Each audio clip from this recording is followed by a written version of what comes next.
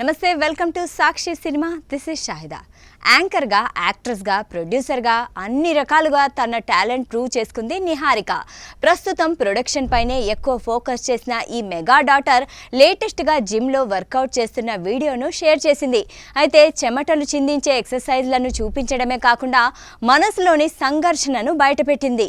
నిహారిక మాట్లాడుతూ, నా లోపల ఏదో తెలియని బరువు మోస్తున్నానంది.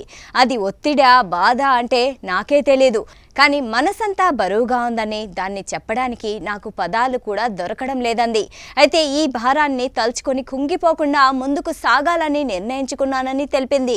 కొన్నిసార్లు తాను జిమ్కు వెళ్తుంటాను, బరువులు ఎత్తుతూ మరికొన్నిసార్లు వాకింగ్ చేస్తాను. ఇందులో ప్లానింగ్ చేసుకోవడానికంటూ ఏం లేదు. గుండె నిండా ఊపిరి పీల్చుకుంటూ నడుస్తానంతే.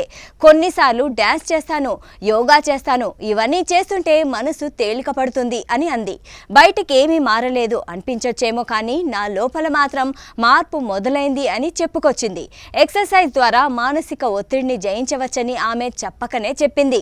సాక్షి టీవీ ప్రసారాలను నిలిపివేయడం చట్టరీత్యా నేరం.